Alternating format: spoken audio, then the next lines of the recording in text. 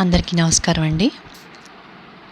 ఇంతకుముందు వీడియోలో భరతుడు అరణ్యాలకు వచ్చి సీతారామ లక్ష్మణులను దర్శనం చేసుకుని శ్రీరామ పాదుకలను తీసుకువెళ్ళడం, రాముడు అందరి మీద బెంగ పెట్టుకుంటూ కళ్ళనీళ్ళు పెట్టుకుంటూ పర్ణశాలలోకి వెళ్ళిపోవడం అంతవరకు చదివాం. ఇప్పుడు ఇవాళ 113వ సర్గ అయోధ్యాకాండలోనే పాదుకలు పుచ్చుకుని భరతుడు అయోధ్యకు బయలుదేరడం. తర్వాత పరమానందంతో పాదుకలు శిరస్సున ఉంచుకొని భరతుడు శత్రుఘ్నునితో కూడా రథం ఎక్కి బయలుదేరాడు. వశిష్ఠుడు, వామదేవుడు, దృఢవ్రతుడైన జాబాలి, అమోఘంగా కార్యాలోచన చేయగల మంత్రులు ముందే బయలుదేరారు. వారందరూ చిత్రకూట పర్వతానికి ప్రదక్షిణంగా బయలుదేరి రకరకాల ధాతువులు చూస్తూ తూర్పుగా మందాకినికేసి ప్రయాణం సాగించారు. దారిలో భరద్వాజాశ్రమం తగిలింది. భరతుడు రథం దిగి పాదాచారి అయి భరద్వాజునకు పాదాభివందనం చేశాడు. అందుకు ఆనందించి భరద్వాజుడు, నాయన, నువ్వు రాముణ్ణి కలుసుకున్నావా? నువ్వు వెళ్ళిన పని అయిందా అని అడిగాడు. అందుకు భరతుడు, మహర్షి శేఖర, నేను మా కులగురు వశిష్ఠ మహర్షి అనేక విధాల ప్రార్థించగా రాముడు వశిష్ఠునితో 14 ఏళ్ళు వనవాసం చేయమని నా తండ్రి నాకు ఆజ్ఞాపించాడు. మా నాయన ప్రతిజ్ఞ నేను చెల్లించాలి తప్పదు అని బదులు చెప్పాడు. దాని మీద నేర్పరి అయిన వశిష్ఠుడు, బంగారు పని చేసిన పాదుకలు భరతునికివ్వు, అవే అయోధ్యలో ఉండి అందరి క్షేమము సాధిస్తాయి అని చెప్పాడు. వెంటనే మా అన్న ఈ పాదుకలు ఒక మాట అధిరోహించి రాజ్యపాలనం చేయడానికి నాకు ఇచ్చాడు. నేను పాదుకలు స్వీకరించి మా అన్న సెలవు పొంది ఇప్పుడు అయోధ్యకు వెళుతున్నాను అని వివరంగా బదులు చెప్పాడు. అందుకు భరద్వాజుడు చాలా సంతోషించి, పురుషశార్దుల సదాచార సంపన్నులతో నువ్వు మొదట చెప్పదగ్గవాడవు. పల్లంలోనే నీరు నిలిచి ఉండేటట్టు జ్యేష్ఠానువర్తన రూపమైన ధర్మం నీ యందు ఉండడం విచిత్రం కాదు. నీ వంటి ధర్మజ్ఞుణ్ణి కన్నందున నీ తండ్రి దశరథుడు అమరత్వం పొందాడు అని ప్రశంసించాడు. అప్పుడు భరతుడు భరద్వాజునికి ప్రదక్షిణ పాదాభివందనాలు చేసి సెలవు పొంది బయలుదేరాడు. చతురంగ బలం అంతా బళ్ళు, రథాలు, గుర్రాలు, ఏనుగులు ఎక్కి కాలినడకను భరతుడిని వెంబడించింది. వారందరూ ముందు యమునా నది, తర్వాత గంగా నది దాటి శృంగిబేరపురం చేరుకుని అక్కడి నుంచి అయోధ్యకు బయలుదేరారు. పట్నం సమీపించింది. తండ్రి అన్న లేని అయోధ్య కనపడగానే భరతుడు దుఃఖ సంతప్తుడై సూతుడిని పిలిచి, సారథి, రాముడు లేకపోవడం వల్ల అయోధ్య పాడుబడి నిరాకార నిరానంద అయి హీనస్వరంగా ఉంది చూడు అన్నాడు. 114. భరతుడు అయోధ్యకు వచ్చి అంతఃపురం ప్రవేశించడం. భరతుడు స్నిగ్ధ గంభీర ఘోషమైన రథం ఎక్కి వచ్చి అయోధ్య నగరం ప్రవేశించాడు. అప్పుడు అయోధ్య నగరం నరసంచారము, అశ్వాలు, ఏనుగులు మొదలైన జంతువుల సంచారం కూడా లేక పిల్లులతోనూ గుడ్లగూపలతోనూ మాత్రం నిండి గాఢాంధకారంలో మునిగిపోయిన కృష్ణపక్ష రాత్రిలాగా, చంద్రుని ప్రియపత్ని ప్రజ్వలిత ప్రభ అయి ఉండి అంగారక గ్రహం వల్ల పీడించబడుతున్న రోహిణీ నక్షత్రంలాగా, కొద్దిపాటి నీళ్లు మాత్రమే ఉండి అవైనా ఉడికెత్తిపోయి వడగొట్టిన పిట్టలతోనూ, బురదలో నక్కిన చేపలతోనూ, తాబేళ్లతోనూ, మొసళ్లతోనూ నిండి ఉన్న కొండవాగులాగా, ఈశను మాత్రము పొగలేక కరిగించిన బంగారంలాగా మెరుస్తూ హవిస్సు హోమం చేయగా అంతలో అణిగిపోయిన అగ్నిజ్వాలలాగా, మహాయుద్ధంలో కవచాలు చిరిగి ఏనుగులు, గుర్రాలు పడిపోయి రథాలు, జెండాలు కూలి వీరులు హతులై ఆపన్నమైన సేనలాగా, చూస్తుండగా పెద్ద రొదతో నురగలు కక్కుతూ లేచి గాలి విసరగా అంతలో అణగారిపోయిన నీటి కెరటంలాగా, యాగం ముగిసిన నాడు శృకృత్స్వాదులన్నీ తీసుకుపోగా ఋత్వికులు వెళ్ళిపోగా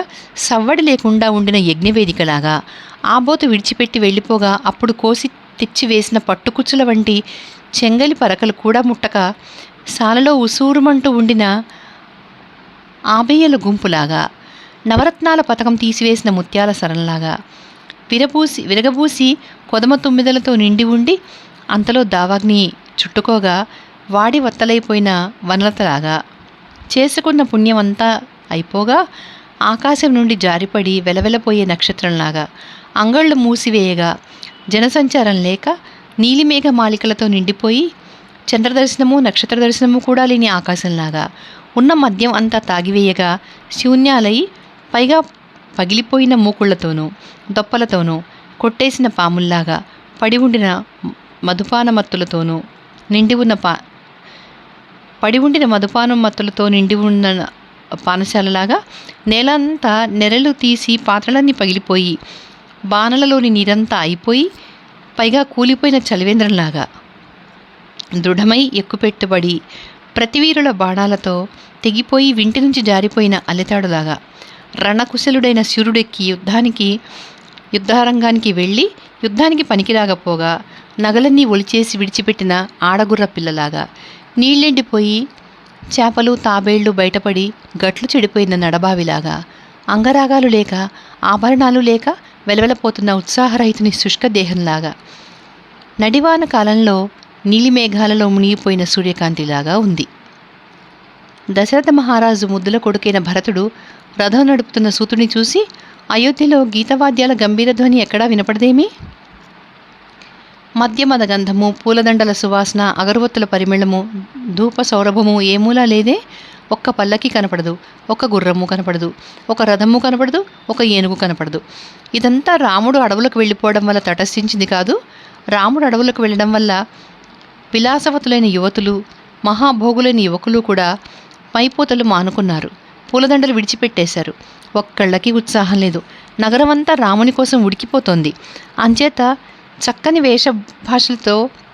వేషభూషలతో ఒక్కడూ విహారానికి బయలుదేరడం లేదు. ఎక్కడా ఎలాంటి ఉత్సవాలు జరగడం లేదు. నిజమే, ఈ నగర సౌభాగ్యం అంతా నా అన్నతోనే వెళ్ళిపోయింది. జడివాన కురుస్తున్నప్పుడు శుక్లపక్ష రాత్రి ఎలాగా నిస్తేజంగా ఉంటుందో ఈ నగరం ఇప్పుడు అలాగ కళావిహీనంగా ఉంది. గ్రీష్మకాలం అంతా కమ్ముకునేటట్టు మహోత్సవంలాగా వచ్చి నా అన్న మళ్ళీ ఈ నగరంలో ఆనందం ఎప్పుడు కలిగిస్తాడో అని అనేక విధాలా విలపిస్తూ దశరథుడు లేకపోవడం వల్ల సింహం లేని గుహలాగా వెలవెలపోతున్న రాజగృహంలో ప్రవేశించాడు.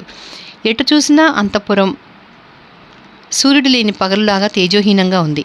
అది చూసి భరతుడు చాలా దుఃఖించి కన్నీళ్లు విడిచాడు. 115. భరతుడు నందిగ్రామం ప్రవేశించడం. దృఢవ్రతుడైన భరతుడు తల్లులందరినీ అయోధ్యలో ప్రవేశపెట్టాడు. తర్వాత వశిష్ఠుడిని పిలిచి, మహాత్మా, మీ అందరి సెలవు పుచ్చుకుని నేను నందిగ్రామం వెళ్ళిపోతాను. అక్కడైతే రాముడు లేకపోవడం వల్ల కలుగుతున్న దుఃఖం సహించి ఉండగలను. మహారాజు స్వర్గస్థుడైనాడు, రాముడు అడవిలో ఉన్నాడు. రాముడు వచ్చి రాజ్యాధికారం స్వీకరించేదాకా నేను అక్కడ కనిపెట్టుకుని ఉంటాను అని శోకిస్తూ చెప్పాడు. అది విని వశిష్ఠుడు, మంత్రులందరూ కూడా, భరత, నువ్వు చెప్పింది చాలా బాగుంది. భ్రాతృవాత్సల్యంతో ఇలాంటి మాట అనడం నీకే చెల్లింది. సహజంగా నువ్వు బంధుప్రీతి గలవాడవు. ఆ పైన సోదరులంటే నీకు అమిత ప్రేమ. ఇలాంటి ఆర్యమార్గంలో నడిచే నిన్ను ఎవడు కాదనగలడు అని ఎంతో శ్లాఘించారు.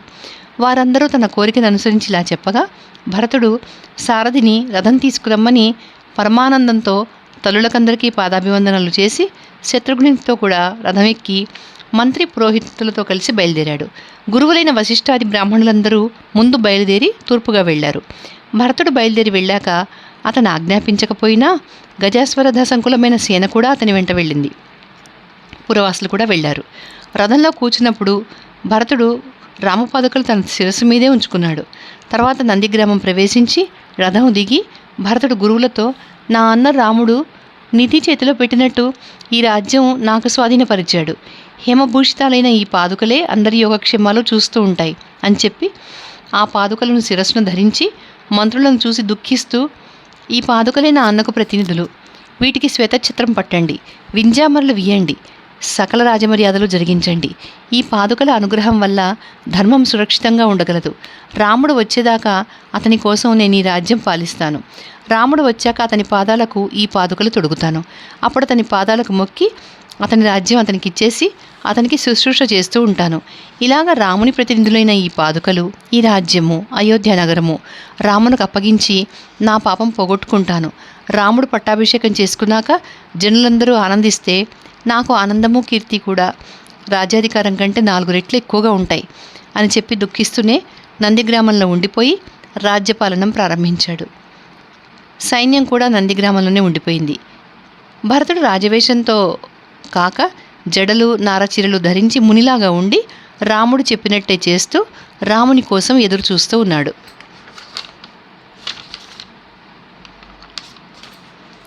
ఇతను పాదుకలకు పట్టాభిషేకం చేసి రాజ్యాంగ సంబంధమైన ఏ విషయం వచ్చినా పాదుకలకే నివేదించసాగాడు.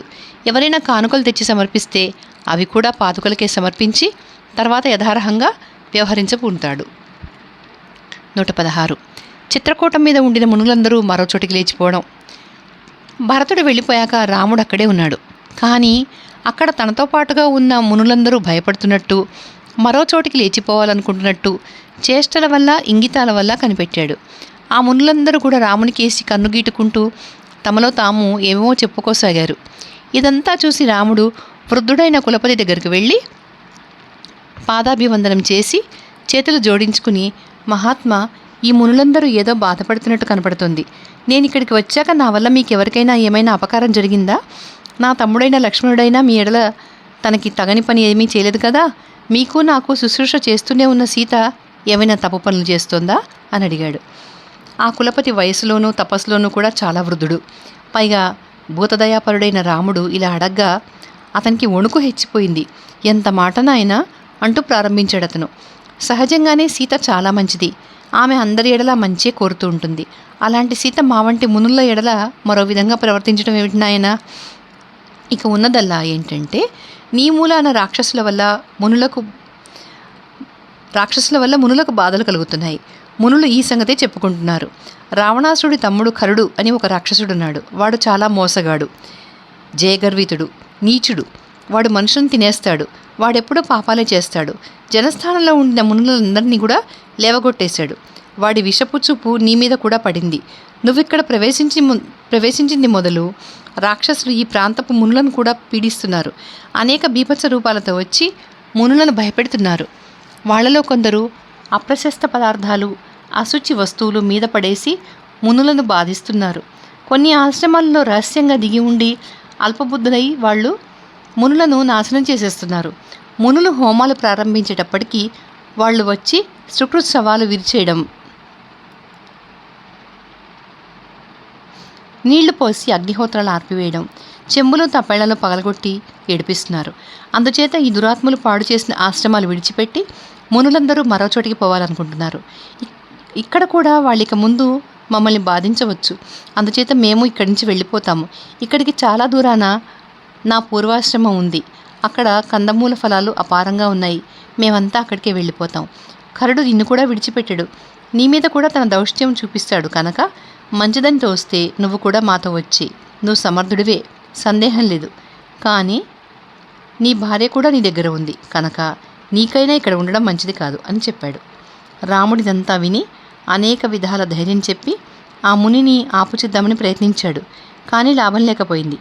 ఆ కులపతి రాముణ్ణి అభినందించి సమాధానపరిచి సెలవు పుచ్చుకుని తక్కిన మునులతో కూడా అక్కడి నుంచి వెళ్ళిపోయాడు. రాముడు వారి దీవెనలు పొంది తన పర్ణశాలకు వచ్చాడు. కానీ మునుల ఎడల గల భక్తి ఆదరాల వల్ల వెంటనే ఆశ్రమం విడవలేకపోయాడు. 117. సీతారామలక్ష్మణులు అత్రి ఆశ్రమానికి వెళ్ళడం. మునులు వెళ్ళిపోయాక రాముడు అక్కడ ఉండలేకపోయాడు. అమ్మలు, భరతుడు, పౌరులు ఇక్కడికి వచ్చారు. నిత్యము నాకు ఇదంతా జ్ఞాపకం వస్తూ ఉంటుంది. పైగా భరతుని సేన ఇక్కడ విడిసి ఉండడం వల్ల గుర్రాలు, ఏనుగులు వాటి వల్ల ఆశ్రమం అంతా కూడా కష్మెలం అయిపోయింది. కనుక ఇక ఇక్కడ ఉండడం మంచిది కాదు అని నిశ్చయించుకుని రాముడు సీతాలక్ష్మణులతో కలిసి బయలుదేరి వెళ్ళిపోయాడు. ఆ వెళ్ళడం వారు అత్రి మహర్షి ఆశ్రమానికి వెళ్ళారు. రాముడు నమస్కరించగా అత్రి మహర్షి అతన్ని పుత్రవతుగా ఆదరించాడు. సీతను లక్ష్మణుణ్ణి కూడా ఆదరించి అతను స్వయంగా అందరికీ అతిథి సత్కారం చేశాడు. వృద్ధురాలైన అతని పత్ని అనసూయ అప్పుడు అక్కడికి వచ్చింది. సంగతంతా ఆమెతో చెప్పగా ఆమె కూడా వీరిని ఆదరించింది. అప్పుడు మహర్షి సీతతో, ఈమె నా పత్ని అనసూయ, మహానుభావురాలు, తాపసి, ఈమెను సేవించుకో అని చెప్పాడు. రామ, ఒకప్పుడు 10 సంవత్సరాల కాలం అనావృష్టి వల్ల లోకమంతా బుగ్గైపోయింది. అప్పుడు జాహ్నవి నది ప్రవహించేటట్టు చేసి ఈమె సమృద్ధిగా కందమూల ఫలాలు సృష్టించింది. 10,000 సంవత్సరాలు కఠిన నియమాలతో ఉగ్రమైన తపస్సు చేసిన ధన్యాత్మురాలు ఈమె. అనేక చాంద్రాయణ వ్రతాలు చేసి ఈమె తపోధనుల సకల విఘ్నాలు పోగొట్టింది. ఒకప్పుడు దేవతల క్షేమం కోసం 10 రాత్రిళ్ళు ఒక్క రాత్రిగా చేసింది. ఈమె నీకు తల్లి వంటిది. ప్రాణికోటి అంతా నమస్కరించదగ్గది ఈమె ఒక్కతే. ఆక్రోధనురాలైన ఈ వృద్ధురాలు అనసూయ అని త్రిలోకాలలోనూ చాలా ప్రఖ్యాతి పొందింది.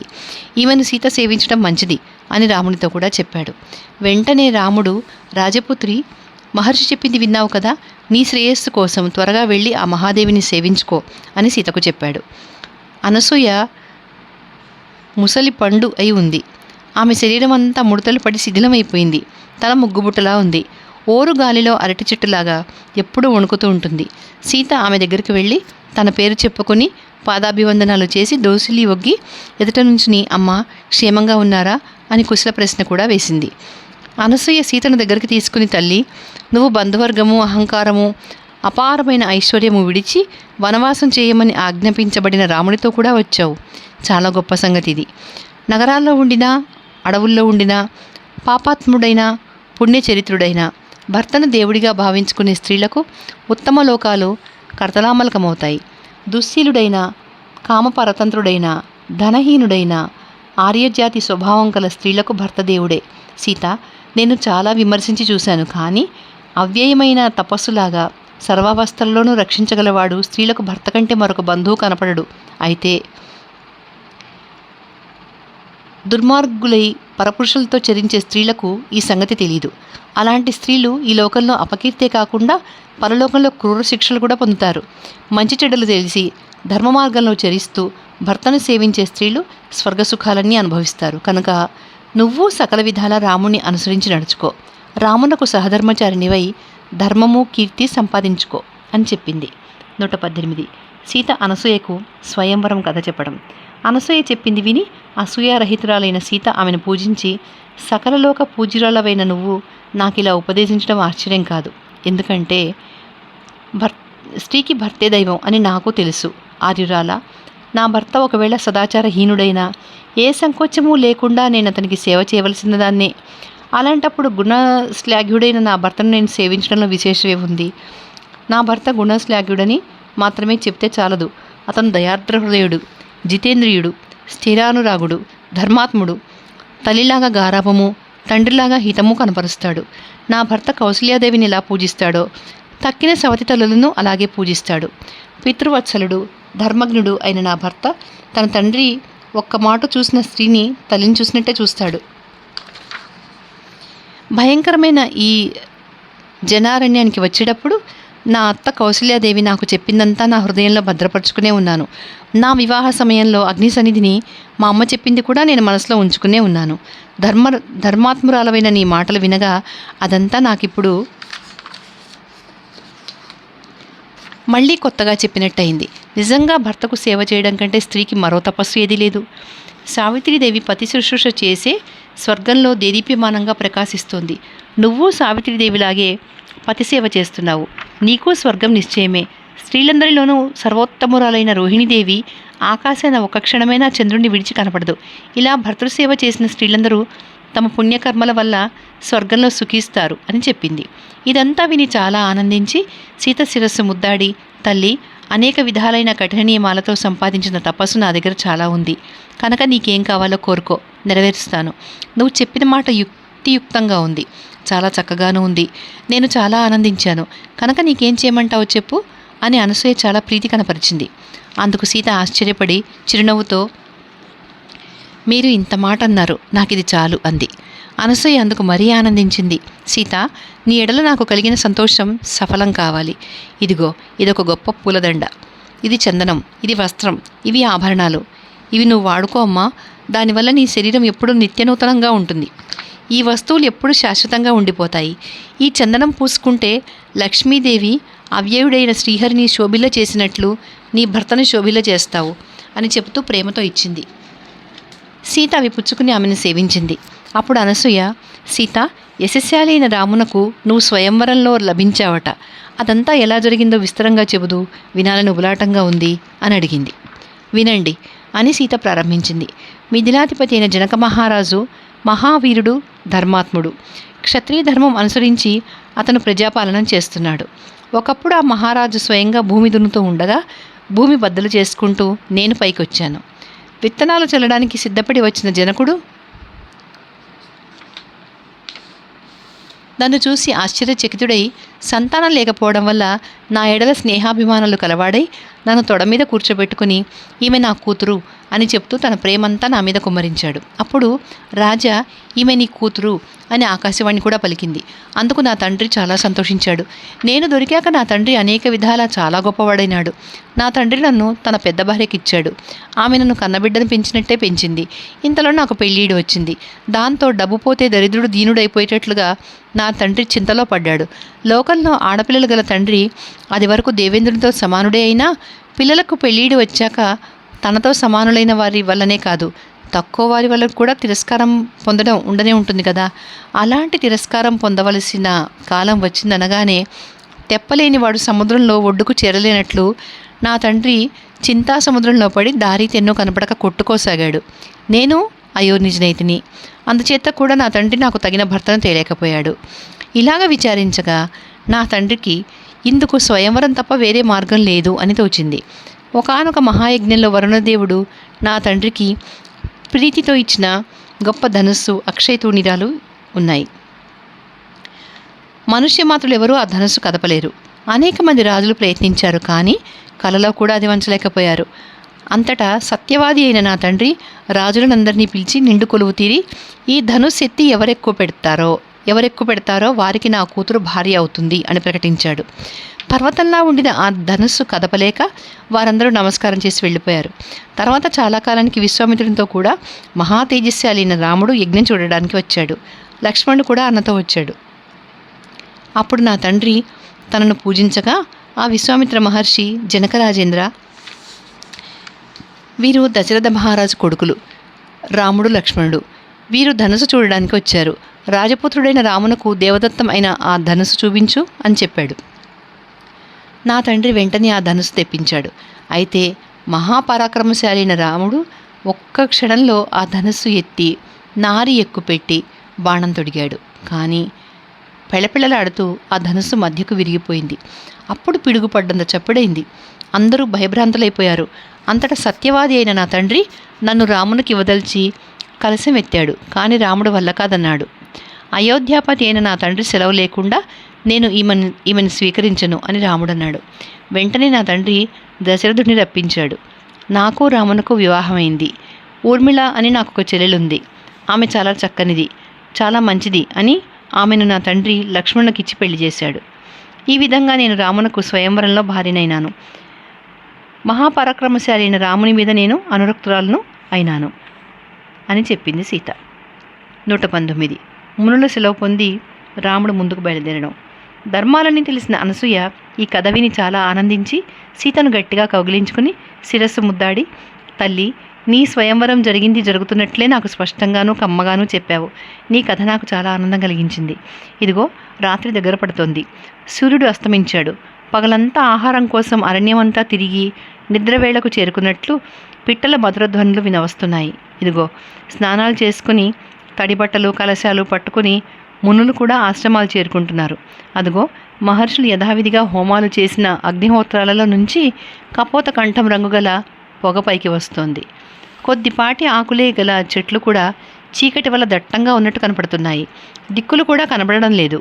అడవుల్లో రాత్రిళ్ళు సంచరించే జంతువులన్నీ అప్పుడే విచ్చలవిడిగా బయలుదేరినట్టున్నాయి. ఆశ్రమ మృగాలు పర్ణశాలల అరుగుల మీద పడుకున్నాయి. అవిగో నక్షత్రాలు మెలమెలాడుతున్నాయి. చంద్రోదయం కూడా అయింది. నువ్వు చెప్పిన కథ విని నేను చాలా సంతోషించానమ్మా. ఇక రాముని దగ్గరికి వెళ్ళు. నేను ఇచ్చిన వస్తువులు ధరించి నాకు మాట ఆనందం కలిగించి మరీ వెళ్ళమ్మా అని చెప్పింది. సరే అని సీత అవన్నీ ధరించి దేవకన్యలాగా ప్రకాశిస్తూ అనసూయకు శిరసా నమస్కరించి రాముని దగ్గరకు వెళ్ళింది. రాముడు ఆమెను చూసి చాలా సంతోషించాడు. సీత అనసూయ వస్త్రాభరణాలు ఇవ్వడం అని చెప్పింది. అనసూయ సీతకు మనుష్య దుర్లభాలైన వస్తువులు ఇచ్చినందుకు చాలా సంతోషించారు వారు. ఆ రాత్రంతా వారు మహర్షుల సత్కారాలు పొందుతూ అక్కడే ఉండిపోయారు. తెల్లవారింది. మహర్షులు స్నాన సంధ్యానుష్ఠానాలన్నీ ముగించుకున్నాక రాముడు వారికి నమస్కరించి సెలవు దయచేయండి అని ప్రార్థించాడు. అందుకు వారు సమ్మతించి, కానీ మనుషులను తినే రాక్షసులు, క్రూర మృగాలు ఈ అరణ్యం అంతా ఆక్రమించి ఉన్నాయి. మునులు అశుచిగా ఉండినా ఏమరి ఉండినా రాక్షసులు అమాంతంగా మీద పడి తినేస్తున్నారు. రామ, మమ్మల్ని రక్షించు. ఇదిగో మేము కందమూలాలు పళ్ళు తెచ్చుకోవడానికి అడవులకు వెళ్ళే దారి ఇది. ఈ దారే వెళితే నువ్వు ముందుకు వెళ్ళగలవు అని చెప్పి వారు అతన్ని దీవించారు. వారి సెలవు పొంది రాముడు సీత లక్ష్మణులతో బయలుదేరి సూర్యుడు మేఘమండలంలో ప్రవేశించేటట్టుగా అడవిలో ప్రవేశించాడు. ఇక్కడితో అయోధ్యకాండ అయిపోయింది. రాముడు అడవిలో ప్రవేశించటం అనే మాటతో అరణ్యకాండ మొదలైంది. ఇది 3వ కాండ.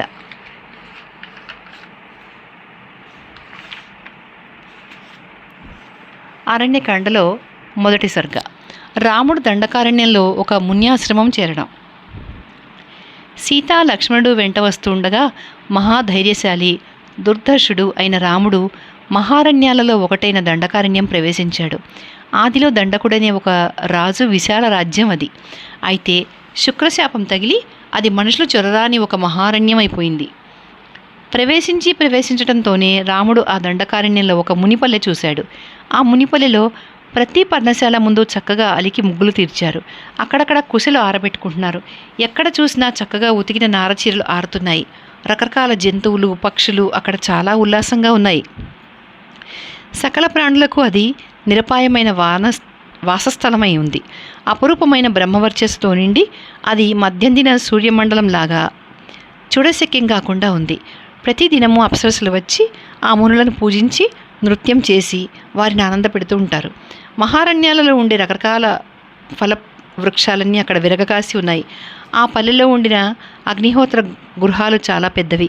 అవి దర్భలతోనూ సమిదలతోనూ శుక్శువాలతోనూ కృష్ణాజిరాలతోనూ నీళ్ల బిందెలతోనూ కందమూల ఫలాలతోనూ నిండి ఉన్నాయి.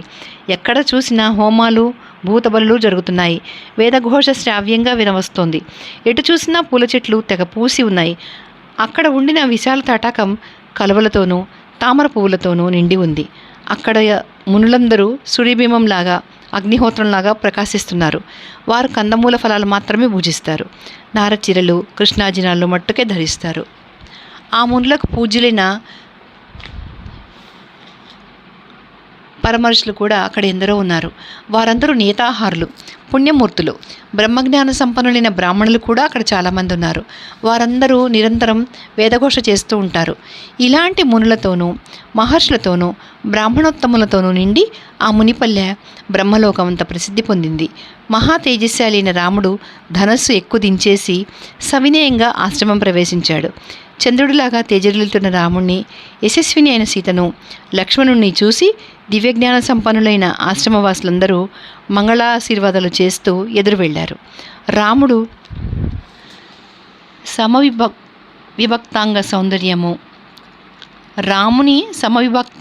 సౌందర్యము వర్చస్సు సౌకుమార్యము సువేషము చూసి ఆ పల్లెలో ఉండిన వారందరూ ఆశ్చర్యచకితులయ్యారు. జగన్మోహన దివ్యమంగళ విగ్రహులైన సీతను లక్ష్మణుని చూసి కూడా వారు ఆశ్చర్యపడ్డారు.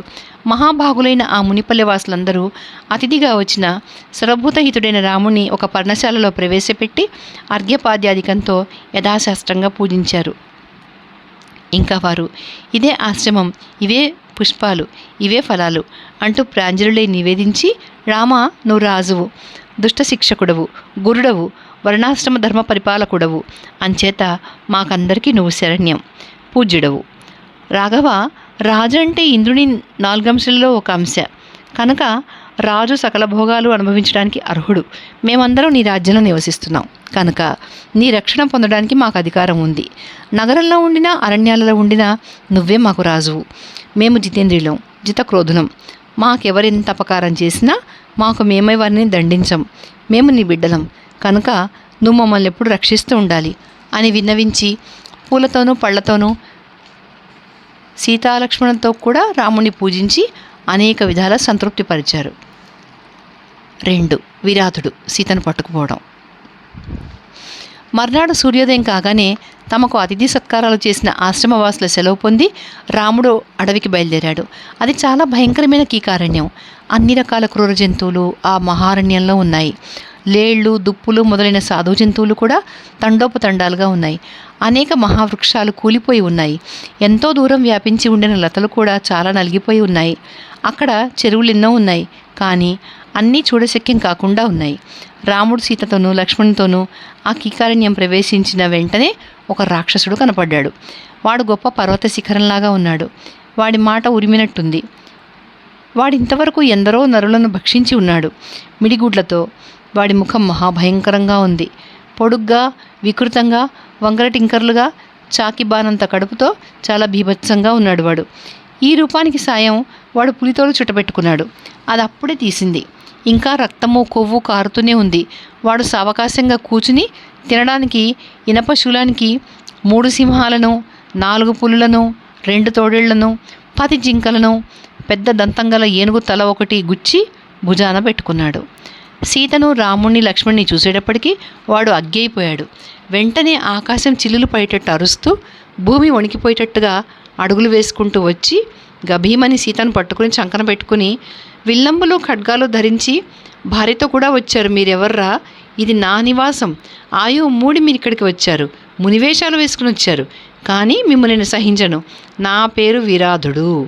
నేను మునులను చంపి భక్షిస్తూ ఈ వనంలో స్వేచ్ఛగా ఉంటున్నాను. ఈ పిల్ల చాలా చక్కగా ఉంది కనుక నాకు భార్య అవుతుంది. మీ రక్తం మాత్రం నేను తాగేస్తాను అని పరవళ్ళు తొక్కాడు. వాడిని చూసి, వాడి మాటలు విని, వాడి చేతుల్లో చిక్కి సీత గాలివానలో అరటి చెట్టులాగా వణికిపోతూ కొయ్య అయిపోయింది. అది చూడగానే రాముడికి నోరెండిపోయింది. కానీ ఎలాగో ప్రకృతిస్థుడై అతి కష్టం మీద నోరు విప్పి మాట తెచ్చుకుని లక్ష్మణ్తో, తమ్ముడా, జనక మహారాజు కూతురు నా భార్య అయిన సీతకు ఎలాంటి గతి పట్టిందో చూడు.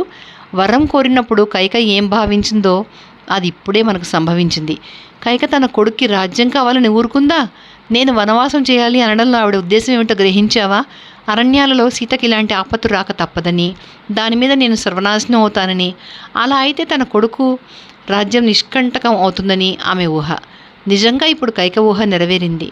నాయనగారిని విడిచి వచ్చినందుకు, నాకు రాజ్యం లేకుండా పోయినందుకు దుఃఖం లేదు, కానీ సీత ఇలా కష్టాల పాలవడం నాకు దుస్సహంగా ఉంది అంటూ కళ్ళల్లో నీళ్లు పెట్టుకున్నాడు.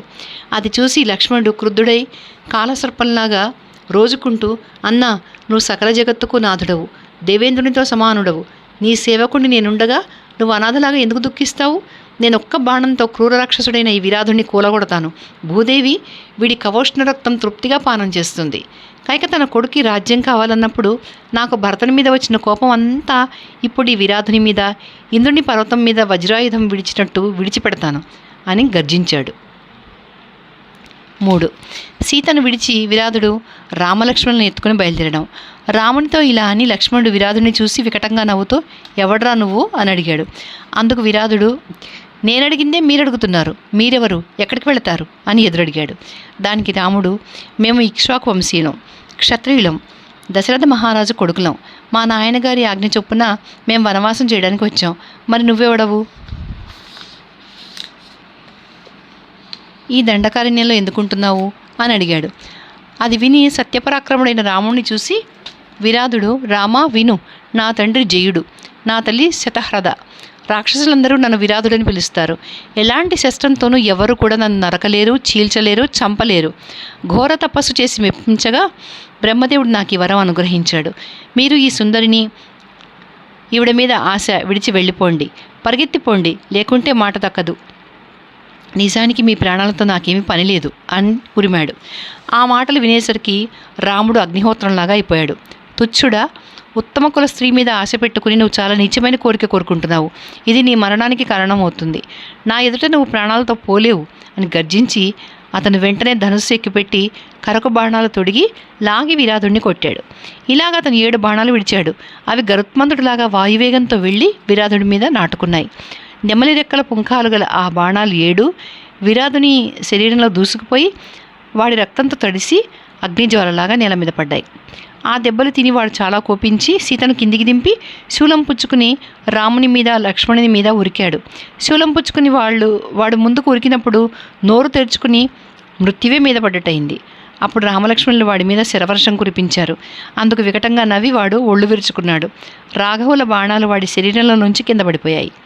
వరమహిమ వలన అంతటి విరాధుడు ప్రాణాలు హృదయంలో భద్రపరుచుకుని మళ్ళీ శూలం పుచ్చుకుని రామలక్ష్మణుల మీదకి ఉరికాడు. ఆ శూలం ఆకాశాన దావాగ్నిలాగా మెరిసింది. 2 బాణాలతో రాముడు దాన్ని ముక్కలు చేసేశాడు. ఆ శూలం వజ్రాయుధంతో ఇంద్రుడు కొట్టగా పడిపోయిన మేరుపర్వత శిఖరంలాగా భూమి మీద పడిపోయింది. అప్పుడు విరాధుడు మళ్ళీ మీది కొరకగా నల్లతాచుల వంటి ఖడ్గాలతో దెబ్బ మీద దెబ్బ చొప్పున కొట్టారు. అందుకు ఆ విరాధుడు చాలా రౌద్రుడై పర్వతాలలాగా చిలించకుండా నిలిచి ఉండిన రామలక్ష్మణులను చేతులలో ఇరికించుకుని బయలుదేరాడు. దానిమీద రాముడు, తమ్ముడా, వీడి దారిన మనల్ని తీసుకుపోవడం మంచిదే, ఎందుకంటే వీడు మనం వెళ్ళవలసిన దారినే బయలుదేరాడు అని లక్ష్మణునితో అన్నాడు. అప్పుడు విరాధుడు వారిద్దరిని భుజాల మీద ఎక్కించుకుని పిడుగులు పడుతున్నట్లుగా ఉరిమి అరణ్యంలోకి బయలుదేరాడు. ఆ అరణ్యం నీల జీమూతంలాగా దట్టంగా ఉంది. అందులో ఆకాశం అంటుతూ రకరకాల చెట్లు ఎన్నో ఉన్నాయి. చిత్ర విచిత్రాలైన పక్షులు కూడా అందులో లక్షలు కోట్లు ఉన్నాయి. నక్కలకు లెక్కేలేదు. కాలసర్పాలు కూడా అసంఖ్యాకంగా ఉన్నాయి. ఆ ఘోరారణ్యంలో వాడు నిరాటంకంగా నడిచిపోసాగాడు. 4.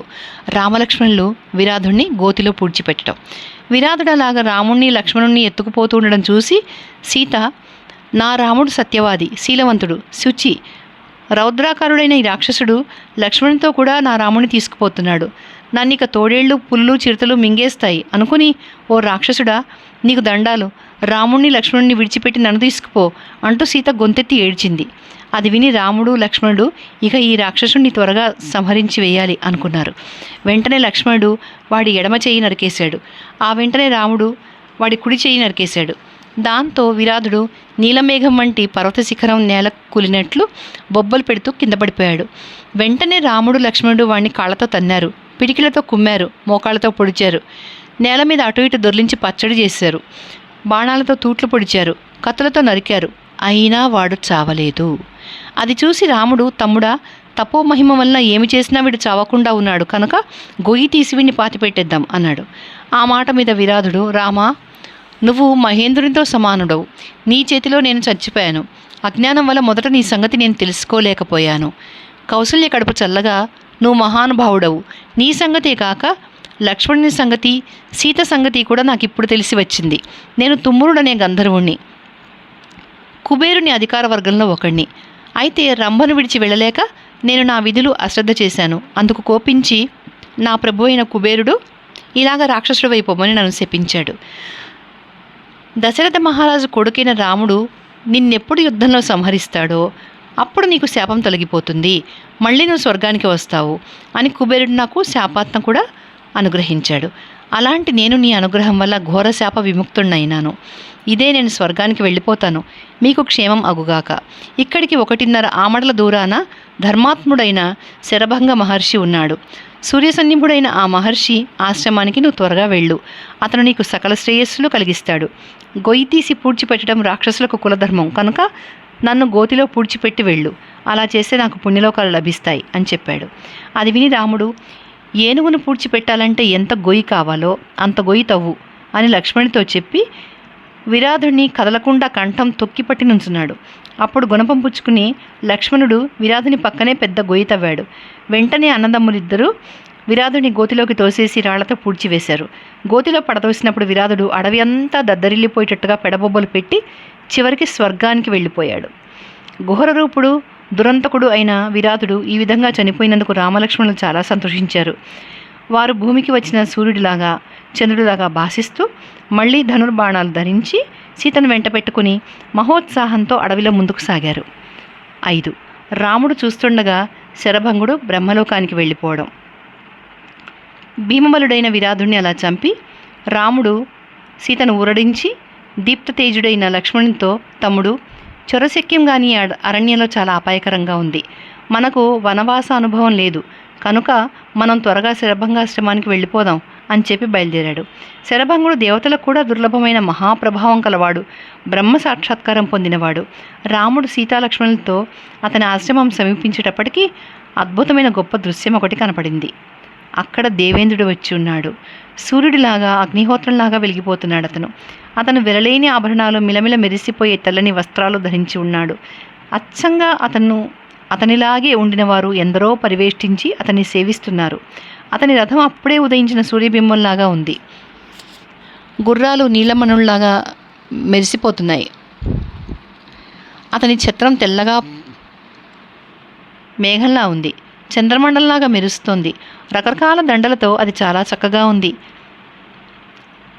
బంగారు కమ్మలున్న చామరలు, వీవనలు పుచ్చుకొని దేవతా స్త్రీలు అతన్ని సేవిస్తున్నారు. గంధర్వులు, దేవతలు, సిద్ధులు, అనేక మంది మహర్షులు ఆకాశాన ఉండిన ఈ ఇంద్రుణ్ణి రసవంతంగా కొనియాడుతున్నారు. ఇంకా ఆ దేవేంద్రుడు రథం దిగి భూమి అంటకుండా అంతరిక్షంలోనే నిలిచి శరభంగ మహర్షితో మాట్లాడుతున్నాడు. అది చూసి ఆ రథం చూపిస్తూ రాముడు లక్ష్మణునితో, తమ్ముడు, మధ్యందిన సూర్యమండలంలాగా ఆకాశాన మెరిసిపోతున్న ఆ రథం చూడు. మహేంద్రుని గుర్రాల గురించి మనం చాలా సంగతులు విన్నాం. అవే ఆ గుర్రాలు. రథం చుట్టూ ఉండిన పురుషుల్ని చూసావా? వారందరూ నవయౌవనులు. కుండలాలు, ఖడ్గాలు ధరించి ఉన్నారు. వారి వక్షస్థలాలు ఎంత విశాలంగా ఉన్నాయో చూడు. పరిగల్లా ఉన్న వారి చేతులు కూడా చూడు. ఎర్రని పట్టుబట్టలు కట్టుకుని వారందరూ పెద్ద పులులా అన్నట్టు చూడశక్యం కాకుండా ఉన్నారు. అందరికీ మెడలో గొప్ప గొప్ప రత్నహారాలున్నాయి. వారందరూ కూడా 25 సంవత్సరాలకు లోపుగా ఉన్నారు. ఇది దేవతలకు తరగని వయస్సు. పెద్ద పుల్లాగే ఉండిన వారందరూ చాలా ముచ్చటగా ఉన్నారు సుమా. ఆ తేజస్శాలి ఎవరో తెలుసుకుని వస్తాను. అంతవరకు సీతతో కూడా నువ్వు ఇక్కడే ఉండు అని చెప్పి రాముడు శరభంగాశ్రమానికి బయలుదేరాడు. ఇంద్రుడు అది చూశాడు. వెంటనే అతను శరభంగ మహర్షితో, మహర్షి రాముడిలా వస్తున్నాడు. అతను నాతో మాట్లాడకముందే కార్యం పూర్తి చేసుకోవాలి. అతను చాలా గొప్ప పనులెన్నో చేయవలసి ఉన్నాడు. అతను తప్ప అవి మరెవరూ చేయలేరు.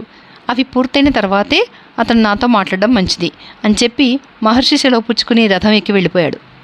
ఇంద్రుడు వెళ్ళిపోయిన తర్వాత రాముడు శరభంగుని దర్శనం చేశాడు. అప్పటికి మహర్షి అగ్నిహోత్రం చేసుకుంటున్నాడు. రాముడు, సీత, లక్ష్మణుడు మునికి సాష్టాంగ నమస్కారాలు చేశారు. ముని వారందరినీ చాలా గౌరవించి కూర్చోమని ఆసనాలు ఇచ్చాడు. అప్పుడు రాముడు ఇంద్రుని సంగతి అడగ్గా మహర్షి జరిగిందంతా చెప్పి, రామ, ఇంద్రుడు నన్ను బ్రహ్మలోకానికి తీసుకువెళ్ళడానికి వచ్చాడు.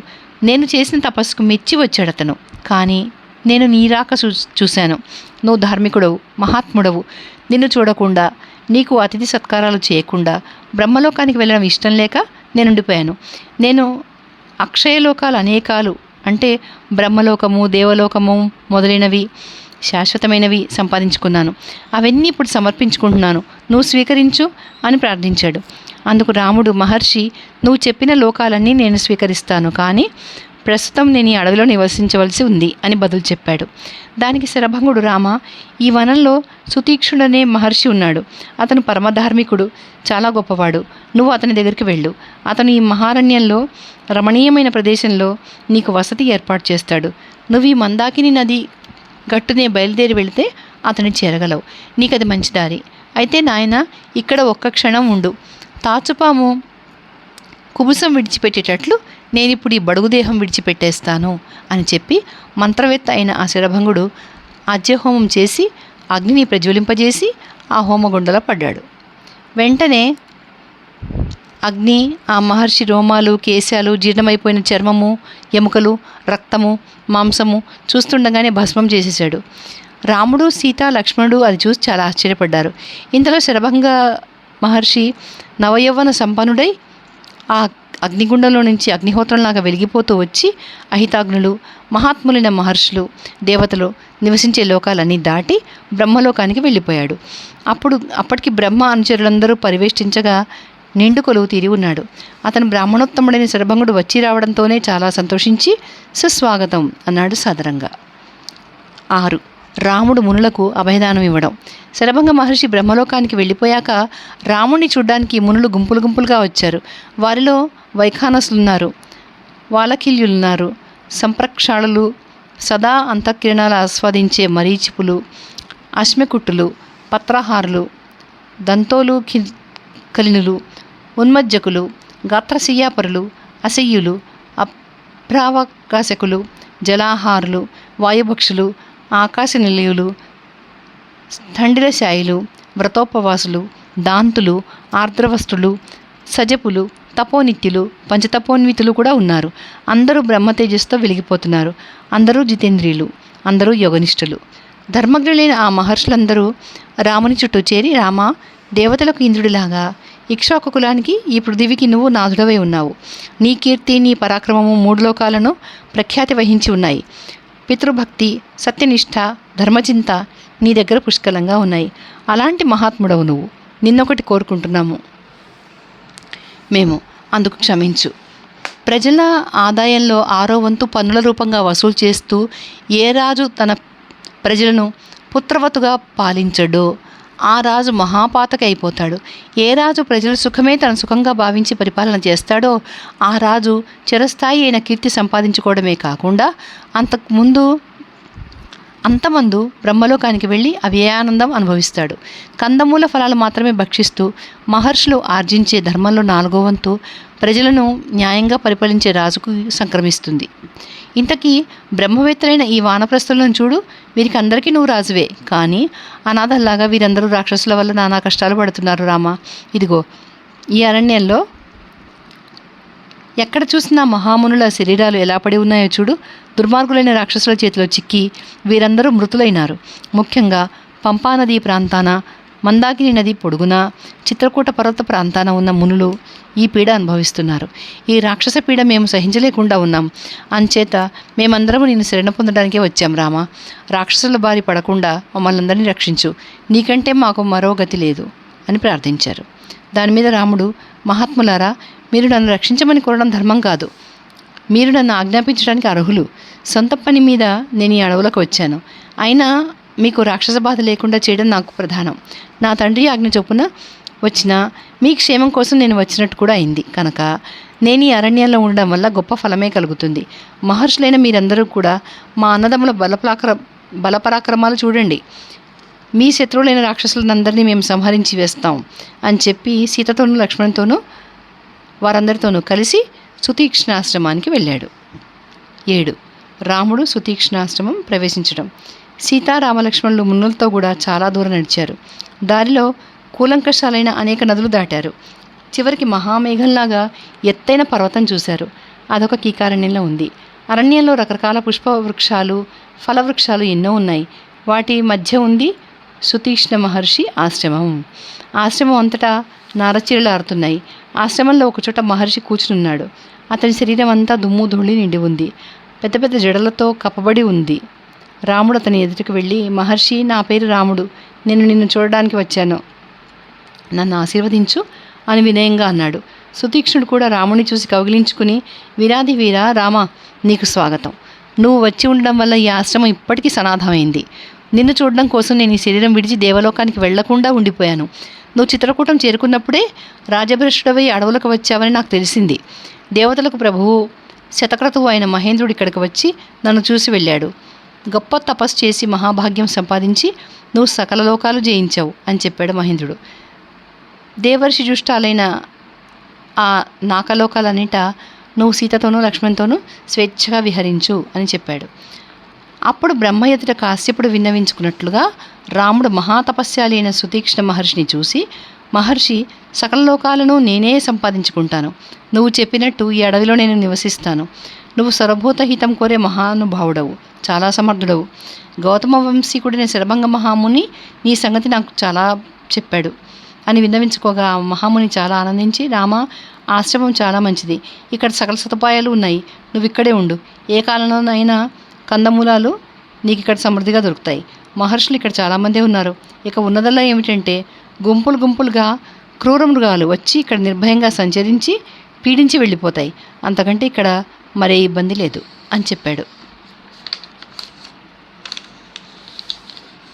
వెంటనే రాముడు ధనుస్సు ఎక్కిపెట్టి టంగున నారి మొగించి బాణం తొడిగి, మహాత్మా, ఎన్ని మృగాలు రాని ఈ శరంతో నేను వాటిని సంహరించి వేస్తాను. అది నీకు కష్టం అనిపిస్తుంది.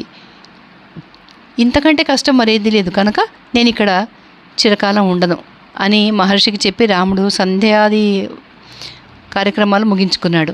ఆ రాత్రి మహర్షులు పూజించే అనాదికం స్వయంగా తెచ్చి సుతీక్ష్ణ మహర్షి సీతారాములకు వడ్డించాడు. 8. రాముడు మునుల ఆశ్రమాలు చూడడానికి బయలుదేరడం. రాముడు సీతతోనూ లక్ష్మణుతోనూ ఆ రాత్రంతా సుఖంగా గడిపి వేకోజామునే మేలుకున్నాడు. వెంటనే సీతతో కూడా తామరపూలతో సువాస్తమైన నీట స్నానం చేశాడు. తర్వాత వారు అగ్నిహోత్రం చేసుకుని దేవతా పూజ కూడా నెరవేర్చుకుని అటు సూర్యోదయం అవుతుండగా సుతీక్ష్ణ మహర్షిని సందర్శించి నమస్కరించి, మహాత్మా, పూజ్యుడైన నీ పూజలు అందుకుని రాత్రి సుఖంగా ఉన్నాము. ఈ మునులు మమ్ము త్వరపెడుతున్నారు కనుక మాకు అనుజ్ఞ దయచేయి. ఈ దండకారణ్యంలో ఉండిన మునుల ఆశ్రమాలు చూడాలని మాకు చాలా తొందరగా ఉంది. మాతో ఉండిన ఈ మునులందరూ దర్శనీరతులు. తపోదాంతులు, మహాతేజస్యాలులు. ఎండ ముదరక ముందే మేము వెళ్ళాలి, మాకందరికీ సెలవయ్యి అని అతని పాదాలకు మొక్కాడు. సీతా లక్ష్మణుడు కూడా మొక్కిన తర్వాత సుతీక్ష్ణ మహర్షి రాముని కౌగిలించుకుని, రామ, నీడలాగా నిన్ను అనుసరిస్తూ ఉన్న సీతతోనూ లక్ష్మణునితోనూ వెళ్ళి దండకారణ్యవాసుల ఆశ్రమాలని చూసిరా. ఇక్కడి అడవి అంతా కందమూలాలతోనూ పూల చెట్లతోనూ ఫలవృక్షాలతోనూ నిండి ఉంది. రకరకాల మృగాలు కూడా ఇక్కడ ఎన్నో ఉన్నాయి. చక్కని పక్షులు లక్షలు కోట్లు ఉన్నాయి. ఇక్కడ ఈ తటాకాలు సరస్సులు కారండవాలతోనూ హంసలతోనూ నిండి ఉన్నాయి. ఇక్కడ జలధారలు పర్వతాలు చాలా రమ్యంగా ఉన్నాయి. నెమళ్ళు గంభీర క్రేంకారాలతో మేము ఆనంద పెడతాయి. లక్ష్మణ, నువ్వు కూడా వెళ్ళు నాయనా. రామ, నువ్వు నా ఆశ్రమానికి మళ్ళీ రావాలి సుమా అని చెప్పాడు. రాముడు లక్ష్మణుడు సీత మునికి మళ్ళీ ప్రదక్షిణ నమస్కారాలు చేశారు. అప్పుడు సీత అమ్ముల పొదులు, ధనుసులు, ఖడ్గాలు తెచ్చి రాముడికి లక్ష్మణుడికి అందించింది. వెంటనే అన్నదమ్ములు అమ్ముల పొదులు గట్టిగా కట్టుకుని ఖడ్గాలు ధనుసులు చేతపుచ్చుకుని సీతతో కూడా బయలుదేరారు. 9. సీత రాముని ఆయుధాలతో బయలుదేరవద్దనడం. సీత మెల్లిగా ప్రారంభించింది. ఈ మునిధర్మం చాలా జాగ్రత్తగా నడపవలసింది. కామ వ్యసనాలు తగ్గించుకుంటే కానీ ఇది శక్యం కాదు. ఆ వ్యసనాలు 3. మొదటిది అసత్యవాక్యం. ఇది చాలా గొప్పది. తక్కినవి దీనికంటే మరీ గొప్పవి. అవి పరస్త్రీ గమనము, అకారణ హింస. అయితే అసత్యం అంటే నువ్వు ఇదివరకు ఎరగవు, ఇక ముందు కూడా దాని పొంతకపోవు. ధర్మనాశనం చేసే పరస్త్రీ వాంఛ కూడా నువ్వు ఎరగవు. నువ్వు ఎప్పుడూ సత్యసంధుడవు, స్వభార్య నిరతుడవు, పితృవాక్య పరిపాలకుడవు. రామ, నీ దగ్గర సత్వము ధర్మము అపారంగా ఉన్నాయి. అవి జితేంద్రియులకే సాధ్యపడతాయి. నువ్వు జితేంద్రియుడేవని నాకు బాగా తెలుసు. ఇక 3వది పరుల ప్రాణాలు తీయడం. అజ్ఞానం వల్ల పామరులు చేస్తారది. అది నీకిప్పుడు తటస్థించింది. ఏమంటే దండకారణ్యంలో ఉన్న మున్నలను రక్షించడానికి రాక్షసులను సంహరిస్తానని ప్రతిజ్ఞ పట్టావు. ఇందుకోసమే నువ్వు బాణాసనాలు ధరించి తమ్మునితో కూడా దండకారణ్యంలో సంచరించడానికి బయలుదేరావు. అంచేత నీ సంగతి తెలిసి నీ శ్రేయస్సే ఆలోచిస్తున్న నాకు మనసంతా చింతా వ్యాకులం అయిపోయింది.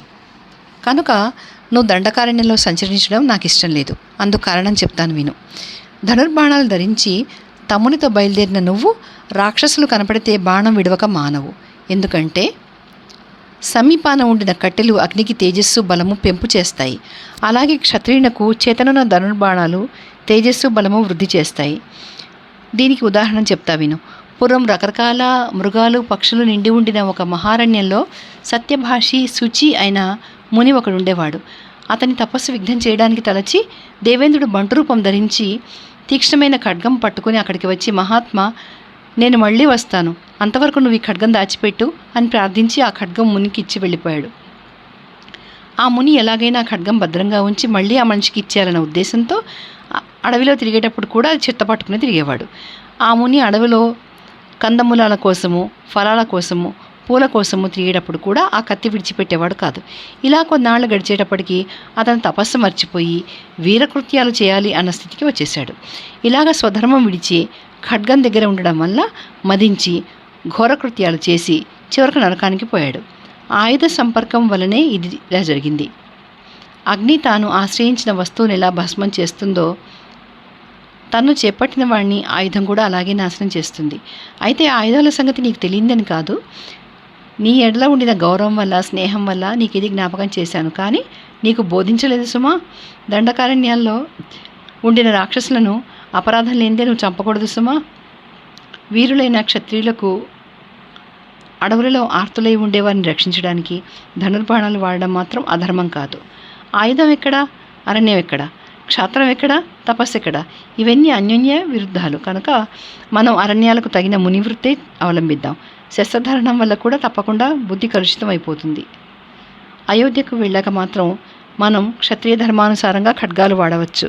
ఎన్నటికీ నాకు రాజ్యం అక్కర్లేదని శాశ్వతంగా నువ్వు మునివృత్తి అవలంబిస్తావా? ఇబ్బంది లేదు. నా అత్తమామలైన కైకకు, దశరథ మహారాజుకు చాలా ఆనందం కలుగుతుంది. ధర్మం వల్లనే ధనధాన్యాలు సమకూడుతాయి. ధర్మం వల్లనే సుఖం కలుగుతుంది. ధర్మం వల్లనే సమస్తము లభిస్తుంది. ఎందుకంటే ఈ జగత్తంతా ధర్మసారమే. ఎన్నెన్నో వ్రతాలు చేసి నియమాలు అవలంబించి శరీరం కృషింపజేసుకుని నిపుణులు ధర్మం సంపాదించుకుంటారు. అంతేగాని సుఖం వల్ల ఎంత మాత్రము సుఖం కలగదు. శుచివే నిత్యము ధర్మం అనుష్ఠించు. త్రిలోకాలలోనూ నీకు తెలియందేమీ లేదు. ఇదంతా స్త్రీలకు సహజమైన చాపల్యం వల్ల నేను నీకు చెప్పాను, కానీ నీకు ధర్మాలు ఉపదేశించడానికి ఎవరు సమర్థులు? నీ తమ్మునితో ఆలోచించి నీకెలా తోస్తే అలా చేయి అని చెప్పింది సీత. 10. మునులకు మాట ఇచ్చిన సంగతి రాముడు సీతకు చెప్పడం. సీతకి తన ఎడల ఎలాంటి భక్తి ఉందో అది రాముడికి తెలుసు. అంచేత ధర్మాత్ముడైన రాముడు మెల్లగా ఇలా అన్నాడు, జానకి, నువ్వు నా మీద ఉండిన స్నేహానికి నీ కుల మర్యాదకు తగినట్టు చెప్పావు. నువ్వు హితమే చెప్పావు, కానీ మరేమీ చెప్పలేదు. అయితే ఎవరు ఆర్తులు కాకుండా ఉండడానికే క్షత్రియుడు ఆయుధాలు ధరిస్తాడు అని నువ్వే చెప్పావు. దండకారణ్య వాసులైన మునులు ఆర్తులు. స్వయంగా వచ్చి వారు నన్ను శరణు పొందారు. ఈ మునులు కందమూల ఫలాలు మాత్రమే భక్షిస్తూ అరణ్యంలో ధర్మనిరతులై ఉంటారు. కానీ క్రూరకర్ములైన రాక్షసులు అకారణంగా వీరిని భయపెడుతున్నారు, బాధిస్తున్నారు. ఎప్పటికప్పుడే మాంసభుక్కులైన దుష్టరాక్షసులు వీరిని చంపి తినేస్తున్నారు. అలాంటి దండకారణ్య వాసులందరూ వచ్చి మమ్ము రక్షించు అని నన్ను కోరారు. అప్పుడు నేను వారి పాదసేవ చేసి, మహాత్ములారా, నా మీద అనుగ్రహం ఉంచండి, నేను మిమ్ము సేవించడానికి రాగా నన్ను మీరు ఇలా ప్రార్థిస్తున్నారు, మరి నన్ను చేయమంటారు అని నేను వాళ్ళని అడిగాను. అందుకు వారు అందరూ కలిసి, కామరూపులైన రాక్షసులు మమ్మల్ని అనేక విధాల బాధిస్తున్నారు. సర్వకాలంలోనూ హోమాలు చేసుకునేటప్పుడు వచ్చి నరమాంస భక్షకులైన ఆ రాక్షసులు మమ్మ అనేక విధాల బాధిస్తున్నారు. మాకు నువ్వు తప్ప మరి గతి లేదు. మా తప ప్రభావం వల్ల మేము వాళ్ళని నాశనం చేయగలం, కానీ తపస్సు వ్యయం చేసుకోవడం మాకు ఇష్టం లేదు. ఎన్నో విఘ్నాలు దాటుకుంటూ ఎంతో కష్టపడి ఎంతో కాలంగా మేము ఈ తపోధనం సంపాదించుకున్నాం. అంచేత రాక్షసులు మమ్మల్ని చంపేస్తున్నా, తినేస్తున్నా, తపస్సు పాడు చేసుకుని వాళ్ళను శపించలేకుండా ఉన్నాము. నువ్వే మాకు నాథుడవు కనుక నీ తమ్ముడితో కూడా నువ్వు మమ్మల్ని రక్షించు అని నన్ను కోరారు. దాని మీద నేను ఎన్ని కష్టాలు వచ్చినా నేను మిమ్మల్ని రక్షిస్తాను అని వారికి మాట ఇచ్చాను. బతికి ఉన్నంతకాలం నేను ఈ మాట తప్పలేను. ఎల్లప్పుడూ నాకు సత్యమే ఇష్టమని నీకు తెలుసు కదా. నేను నా ప్రాణాలైనా విడిచిపెడతాను, లక్ష్మణునైనా విడిచిపెడతాను, చివరికి నిన్నైనా విడిచిపెడతాను, కానీ అన్నమాట, అందులోనూ బ్రాహ్మణులకు ఇచ్చిన మాట తప్పను. వారు నన్ను కోరకపోయినా నేను వారిని రక్షించవలసిన వాడినే. వారు కోరినప్పుడు వారికి నేను మాట కూడా ఇచ్చినప్పుడు ఇక చెప్పేదేముంది? నువ్వు నా మీద స్నేహం వల్ల, సౌహార్దం వల్ల ఈ మాటలు చెప్పావు. ఇందుకు నేను చాలా సంతోషించాను. ఎవరైనా ఏం చెప్పినా ప్రియులకు చెప్తారు, కానీ అప్రియులకు చెప్పరు కదా. నువ్వు చెప్పిన మాటలు నీ సొంతానికి, నీ కులానికి కూడా బాగా తగి ఉన్నాయి. ధర్మచారిణివైన నువ్వు నాకు ప్రాణాల కంటే కూడా ఎక్కువ దానవు. సీతకిలా చెప్పి రాముడు ధనుర్బాణాలు ధరించి లక్ష్మణుని వెంట పెట్టుకుని రమ్యాలైన తపోవనాలకు బయలుదేరాడు. 11. రాముడు పంచాప్సరసం చేరడం. రాముడు ముందు, మధ్య సీత ధనుర్బాణాలు ధరించి తర్వాత లక్ష్మణుడు బయలుదేరారు. దారిలో వారు నదుల ఇసుక తిన్నెల మీద క్రీడించే సారస పక్షులు, చక్రవాక పక్షులు ఎన్నో చూశారు. తామర పూలతోనూ నీటి పిట్టలతోనూ నిండి ఉండిన ఎన్నో సరస్సులు కూడా చూశారు. రకరకాల పర్వత సానువులు చూశారు, ఎన్నో అరణ్యాలు చూశారు. ఎన్నో జింకలు గుంపులుగా సంచరిస్తున్నాయి. మదించిన ఎనుబోతులు ఎన్నో తిరుగుతున్నాయి. మహిషాలు, అడవి పందులు వందలు వేలు కనపడ్డాయి. ఎంతెంత లేసి చెట్లైనా అవలీలగా విరిచేవేగల ఏనుగులు కూడా ఎన్నో కనపడ్డాయి. ఇవన్నీ చూస్తూ, వింతపడుతూ, ఆశ్చర్యపడుతూ, ఆనందిస్తూ సూర్యాస్తమయం కాబోయేటప్పటికీ ఎంతో దూరం నడిచి చివరికి ఒక తటాకం చేరారు. అది 4 యోజనాల పరిమాణం ఉంది. ఎంతో లోతైంది. అది తామరపూలతోనూ కలువపూలతోనూ నిండి ఉంది. హంసలు, చక్రవాకాలు ఎన్నో విహరిస్తున్నాయి. ఎన్నో ఏనుగులు కూడా ఆ తటాకంలో ఈతలాడుతున్నాయి. ప్రసన్న గంభీరమైన ఆ తటాక జలంలో నుంచి వారికి చక్కని సంగీతం వినవచ్చింది. యువతులు పాడుతున్నారు, వీణలు ధ్వనిస్తున్నాయి, మద్దెలు మోగుతున్నాయి, గజల చప్పుడు కూడా వినిపిస్తుంది. కానీ స్త్రీలు కానీ పురుషులు కానీ ఒక్కరైనా కనపడడం లేదు. అందుకు వారు మరీ వింతపడ్డారు. అప్పుడు రాముడు దగ్గరగా ఉన్న ధర్మభృత్తు అనే మహర్షిని చూసి, మహాత్మా, ఏమిటిది? మాకేం బోధపట్టలేదు. ఇది చెప్పరాని రహస్యం కాకపోతే ఏమిటో వివరించి మాకు ఆనందం కలిగించండి అని ప్రార్థించాడు. అందుకు ఆ మహర్షి, రామ, ఇది పంచాప్సర రసం అనే తటాకం. మాండకర్ణి అనే మహర్షి తన తపోబలంతో ఇది నిర్మించాడు. అతను నీటిలో నిలిచి వాయువు భక్షిస్తూ 10,000 సంవత్సరాలు తీవ్రంగా తపస్సు చేశాడు. అది చూసి భయపడిపోయి అగ్ని పురోగములై దేవతలందరూ ఒకచోట చేరి, మనలో ఒకని పదవి ఆక్రమించడానికి మహర్షి ఇంత తీవ్రంగా తపస్సు చేస్తున్నాడు అని కూడబలుకుని చాలా కంగారుపడి ఆ మాండకర్ణికి తపోవిఘ్నం చేయడానికి 5 అప్సరసలను నియమించారు. ఆ 5 మెరుపు తీగల్లాగా ఉంటారు. అప్సరసలందరిలోనూ వాళ్లే మహా చక్కని వాళ్ళు. పరమేశ్వర సాక్షాత్కారం పొందిన ఆ మహాత్ముని కూడా వాళ్ళు మోహావిష్టుని చేసేశారు. ఇంకా ఆ మహర్షికి భార్యలు కూడా అయినారు. వాళ్ల కోసం ఆ తటాకంలో అంతర్గృహాలు నిర్మితాలైనాయి. తన తపో మహిమ వలన పడచువాడై ఆ మహర్షి ఆ గృహాలలో వాళ్లతో క్రీడిస్తూ కాలం గడుపుతున్నాడు. అతన్ని సంతోషపెట్టడానికి వాళ్ళు అలా ఆడుతూ పాడుతూ ఉంటారు. ఆ గీత ధ్వని అది అని వివరంగా చెప్పాడు.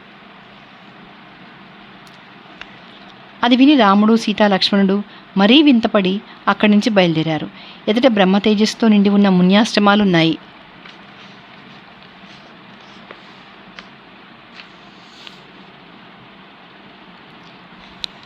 వాటిలో ఎక్కడ చూసినా నారచీరలు ఆరుతున్నాయి. అక్కడ మునులందరూ సేవిస్తూ ఉండగా సీతా, రామలక్ష్మణులు ఆ మున్యాశ్రమాలు ప్రవేశించారు. ప్రతి ఆశ్రమంలోనూ వారు ఒక మాటు కొంతకాలము, మరో మాట కొంతకాలము ఉంటూ వచ్చారు. మొత్తానికి వారు ఒక ఆశ్రమంలో 13 మాసాలు ఉన్నారు. మరో ఆశ్రమంలో 1 సంవత్సరం నివసించారు. మరొక ఆశ్రమంలో 4 మాసాలు ఉన్నారు. ఇంకో ఆశ్రమంలో 5 మాసాలు ఉన్నారు. మరో ఆశ్రమంలో 6 మాసాలు, మరో ఆశ్రమంలో 7 మాసాలు, ఇంకో ఆశ్రమంలో నెల మీద వారం దినాలు, ఇంకో ఆశ్రమంలో 3 వారాలు, మరో ఆశ్రమంలో 3 మాసాలు, చివరి ఆశ్రమంలో 8 మాసాలు ఉన్నారు. ఇలాగ వారు ఈ మున్యాశ్రమాలలో సుఖంగా 10 సంవత్సరాలు గడిపారు. ఇలాగ ఈ ఆశ్రమాలన్నీ చూసి ధర్మజ్ఞుడైన రాముడు సీతతో కూడా మళ్ళీ సుతీక్ష్ణాశ్రమానికి వచ్చాడు. అక్కడ మునులు అనేక విధాలు ఆదరిస్తూ ఉండగా అక్కడ కూడా కొంతకాలం నివసించాడు. ఒకనాడు సుతీక్షుని చెంతకు మెల్లగా చేరి రాముడు, మహాత్మా, ఈ అరణ్యంలోనే మునిసత్తముడైన అగస్త్య మహర్షి నివసించి ఉన్నాడని చాలామంది చెప్పగా విన్నాను. కానీ ఇది అంతులేని అరణ్యం కావడం వల్ల అతని ఆశ్రమం జాడే మాకు కనపట్లేదు. దయ ఉంచి అది ఎక్కడ ఉందో, ఎలా వెళ్ళాలో చెబితే మేము ముగ్గురము వెళ్ళి అతన్ని కూడా సేవించుకుందామని ఉంది. అతనికి కూడా శుశ్రూష చేయాలని నాకు ఈ కోరిక చాలా కాలంగా ఉంది అని సవినయంగా అడిగాడు. అందుకు సుతీక్ష్ణుడు, రామ, లక్ష్మణునకు, సీతకు, నీకు నేను ఇది చెప్పాలని అనుకుంటున్నాను. సరిగ్గా ఆ క్షణంలోనే నువ్వు నన్ను ఇది అడిగావు. ఇక్కడికి దక్షిణంగా 4 యోజనాల దూరం వెళితే అక్కడ అగస్త్య భ్రాత ఆశ్రమం ఉంది. వెళ్ళగా వెళ్ళగా నీకు రావి చెట్ల గుంపు కనపడుతుంది. దాని మధ్య విశాలమైన బయలుంది. ఆ బయట ఉంది ఆశ్రమం. అక్కడ పుష్పవృక్షాలు, ఫలవృక్షాలు చాలా ముమ్మరంగా ఉన్నాయి. అక్కడి చెరువులు తామర పూలతోనూ, కలువ పూలతోనూ, హంసలతోనూ, చక్రవాకాలతోనూ నిండి చాలా రమ్యంగా ఉన్నాయి. అక్కడ ఒక రాత్రి ఉండి చీకటితోనే బయలుదేరి అడవిని ఆనుకునే వెళితే అక్కడికి ఒక అమ్మడ దూరాన అగస్త్యాశ్రమం ఉంది. అక్కడ రకరకాల చెట్లు గుంపులు గుంపులుగా ఉన్నాయి. అక్కడ సీతకు, నీకు చాలా ఉల్లాసం కలుగుతుంది. అగస్త్యుడిని చూడాలని ఉంటే నువ్వు ఇప్పుడే బయలుదేరు అని చెప్పాడు.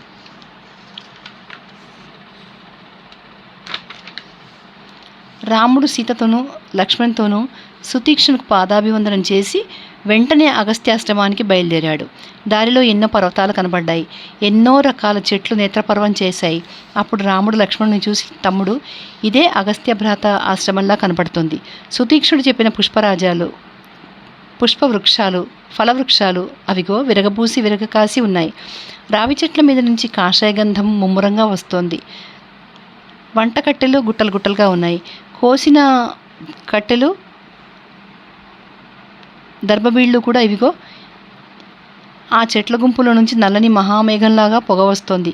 చెట్ల గుంపులలో అక్కడక్కడ ఉన్న రేవుల్లో స్నానం చేసి బ్రాహ్మణులు స్వయంగా కోసి తెచ్చిన పుష్పబలులు సమర్పిస్తున్నారు. సుతీక్ష్ణ మహర్షి చెప్పిన అగస్త్య భ్రాత ఆశ్రమం తప్పకుండా ఇదే అయి ఉంటుంది. మహాతపస్సు చేసి మృత్యువును జయించి అగస్త్య మహర్షి ఈ దక్షిణ దిక్కు మునులు నివసించడానికి తగ్గట్టు చేశాడు. ఒకప్పుడు ఇది వాతాపి, ఇల్వలుడు అనే 2 ఘోర రాక్షసులు ఉండేవారు. బ్రాహ్మణులను చంపి తినడమే వారి పని. ఇల్వలుడు బ్రాహ్మణ రూపం ధరించి, అయ్యా, మా ఇంట శ్రాద్ధ భోజనం చేసి వెళ్ళండి అని ముందు బ్రాహ్మణులను పిలిచేవాడు. తర్వాత మేకరూపం ధరింపజేసి వాతాపిని సంహరించి ఆ మాంసం వండి బ్రాహ్మణులకు వడ్డించేవాడు. ఇదేమీ తెలియని బ్రాహ్మలు ఆ పదార్థాలు కడుపు నిండా తినేవారు. అప్పుడు ఇల్వలుడు, వాతాపి, బయటికి రావోయ్ అని గట్టిగా పిలిచేవాడు. వెంటనే వాతాపి మేకలాగా అరుస్తూ బ్రాహ్మణుల కడుపులు బద్దలు చేసుకుని బయటకు వచ్చేవాడు. నరమాంసభుక్తులైన ఆ రాక్షసులు కామరూపులై ఇలా వేల కొద్ది బ్రాహ్మణులను నాశనం చేశారు. అది చూడలేక దేవతలందరూ ఇది నివారించు అని అగస్త్య మహర్షిని ప్రార్థించారు. దాని మీద బుద్ధిపూర్వకంగా అక్కడికి వెళ్ళిన అగస్త్యుడు రాక్షసుల ఇంట భోజనం చేశాడు. ఇల్వలుడు అంతా అయినాక సుసంపన్నం అని అగస్త్యునికి హస్తోదకం ఇచ్చి వాతాపి రాబోయి నాయన అని యథాప్రకారం పిలిచాడు. అప్పుడు అగస్త్యుడు, మేకరూపం దాల్చిన నీ సోదరుడు నా కడుపున జీర్ణమైపోయి యమలోకానికి వేయించేశాడు, ఇంకా మళ్ళీ రావడం ఎక్కడిది అంటూ వికటంగా నవ్వాడు. తమ్ముడు చచ్చిపోయాడు అనేటప్పటికీ ఇల్వలుడు మండిపడి కొడదామని అగస్త్యుని మీదికి ఉరికాడు. కానీ ఆ మహాముని అంతకుముందే తన నేత్రాగ్ని జ్వాలలతో వాడిని భస్మం చేసేశాడు. అగస్త్యుడు తటాకావన శోభితమై ఉండిన ఆ స్థలంలోనే బ్రాహ్మణులను రక్షించడానికి ఈ మహాకార్యం చేశాడు. ఇదే అతని భ్రాత ఆశ్రమం అని చెప్పాడు. అప్పటికి సూర్యాస్తమయం అయింది. అప్పుడు రాముడు తన వారితో కూడా సంధ్యావందనాధికారం ముగించుకొని మెల్లగా ఆశ్రమంలోకి వెళ్ళి యథావిధిగా ముని పూజించాడు. ముని కూడా రాఘవులను బాగా ఆదరించాడు. మర్నాడు తెల్లవారగానే రాముడు, మహాత్మా, నీ దయవల్ల నీ ఆశ్రమంలో రాత్రి మాకు సుఖంగా గడిచింది. ఇక నీ అగ్రజుడైన అగస్త్య మహర్షిని చూడబోతున్నాము. మాకు సెలవు దయచేయి అని కోరాడు. మంచిది నాయన అని ముని వారికి దారి తెనులు వివరంగా చెప్పాడు. ఈ వీడియో ఇక్కడ తాపేద్దామండి. అయితే మనం ఒక చిన్న రిక్వెస్ట్, మీరు ఎవరైనా కానీ వీడియోస్ చూస్తున్న వాళ్ళు స్టార్టింగ్ నుంచి సీరియల్గా చూస్తే, అంటే కొంతమంది మధ్యలో కూడా జాయిన్ అవుతున్నారు, స్టార్టింగ్ నుంచి కనుక మీరు చూస్తే కొంచెం ఓపిక్గా మీకు కనెక్షన్ ఉంటుంది ఒక వీడియో నుంచి ఇంకో వీడియోకి. ఇంకా మీకు క్లారిటీ వస్తుంది. ఏంటంటే వరుసగా ఎక్కడ ఏం జరిగింది అనేది రామాయణం గురించి పూర్తి అవగాహన మీకు కంపల్సరీగా ఉంటుంది. అందుకని ఏంటంటే చూసేవాళ్ళు మీకు టైం ఉన్నప్పుడు దయచేసి అలా కూడా చేయండి. ఓకేనా? వీళ్ళంతమందికి షేర్ చేయండి. ఎందుకంటే చదవడానికి టైం లేని వాళ్ళకి ఇది ఒక చిన్న హెల్ప్ లాగా ఉంటుంది అని నా ఉద్దేశం. తర్వాత ఇక్కడ మనం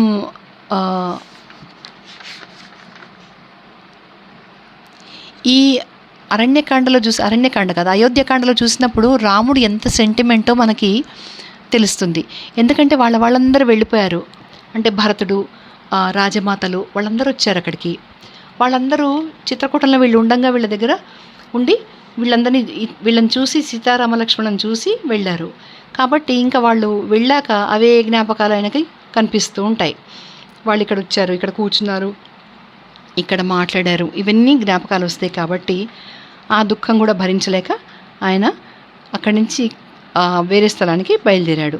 ఇది కూడా చాలా సెంటిమెంటల్గా, అంటే రాముడు ఎంత ప్రేమించే మనస్తత్వం కలవాడు అనేది మనకి ప్రతి చిన్న విషయంలో తెలుస్తుంది. ఆయనకి అటాచ్మెంట్స్ ఎక్కువ. సో మనం ఏం నేర్చుకుంటున్నాము?